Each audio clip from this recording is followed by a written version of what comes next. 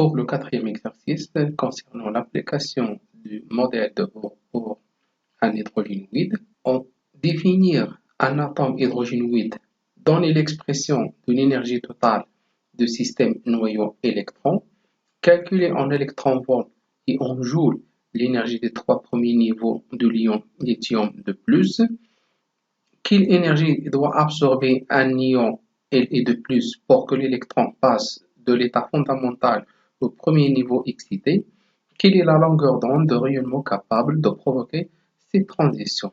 On donne Z pour le lithium est égal à 3, la constante de Planck c'est 6,62 10 à la puissance moins 34 joules seconde moins 1, la constante ou bien la vitesse de la lumière C est égale à 3 10 à la puissance 8 mètres seconde moins 1, un électron-volt est égal à 1,6 10 à la puissance moins 19 joules. Donc, on définit un hydrogénoïde par un ion monoatomique qui possède un seul électron de charge moins E et un noyau de charge plus Z électrons. Par exemple, on a l'ion de l'hélium, l'ion de lithium et l'ion de beryllium. C'est-à-dire, l'ion de l'hélium il a un seul électron et deux protons. L'ion de lithium de plus, il a un seul électron et trois protons. Pour l'expression de rayon Rn et de l'énergie En pour les hydrogénoïdes sont calculés en remplaçant la charge du noyau de l'hydrogène Z est égal à 1 électron par Ze. Alors, pour l'expression de rayon d'un atome de l'hydrogène, c'est Rn est égal à epsilon 0 h au carré n au carré sur Pm E à la puissance 2. L'expression de rayon pour l'ion hydrogénoïde, si Rn est égal à 0 n au carré sur Z, qui est égal à 0,52 fois n au carré sur Z. Pour l'énergie d'un atome d'hydrogène, c'est moins m e à la puissance 4 sur 8 epsilon au carré h au carré fois 1 n au carré. C'est-à-dire c'est l'énergie En est égale à moins 13,6 sur n au carré.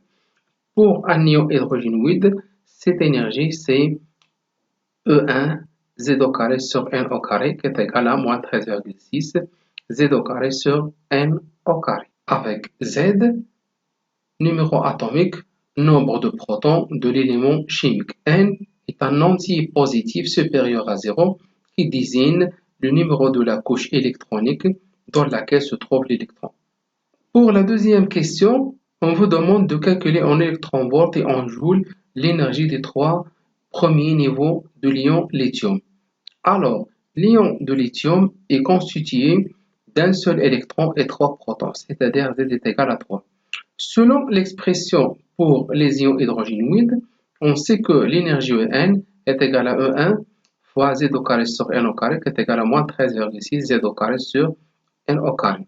Et l'énergie de l'électron sur le niveau N, donc c'est 3 au carré fois moins 13,6 divisé par N au carré qui est égal à moins 122,4 sur N au carré. Le premier niveau d'énergie, N est égal à 1, on a E1 qui est égal à moins 122,4 électron-volts qui est égal à moins 195,8 10 à la puissance moins 18 joules. Le deuxième niveau d'énergie, N est égal à 2, donc l'énergie E2 est égale à moins 30,6 électron-volts qui est égal à moins 4,9 10 à la puissance moins 18. Et pour le troisième niveau d'énergie, N est égal à 3, donc E3 est égal à moins 13,6 électron-volts qui est égal à moins 2,18 10 à la puissance moins 18 joules. Pour convertir l'unité électron-volt en joules, on sait que la relation entre ces deux unités, c'est que 1 électron-volt est égal à 1,6 10 à la puissance moins 19 joules. Et pour la troisième question, on veut déterminer l'énergie absorbée par l'ion et de plus pour que l'électron passe de l'état fondamental au premier niveau excité. Donc, l'énergie absorbée est égale à E1 moins O2 qui est égal à moins 30,6 moins 122,4 qui est égal à 81,8 électrons 8. Par la suite, la longueur d'onde de rayonnement capable de provoquer cette transition, on sait que la variation d'énergie est égale à h nu, qui est égale à hc sur lambda. Puisque h est exprimé en joules seconde moins 1, il faut convertir la variation d'énergie en joules. Et par la suite, la variation d'énergie est égale à 146,88 10 à la puissance moins 19 joules. Donc, la longueur d'onde qui provoque la transition de l'état fondamental au premier état excité est égale à h sur la variation d'énergie. Donc, en remplaçant par les constantes, on aura une valeur de 1,35 10 à la puissance moins 8 mètres. Et merci pour votre attention.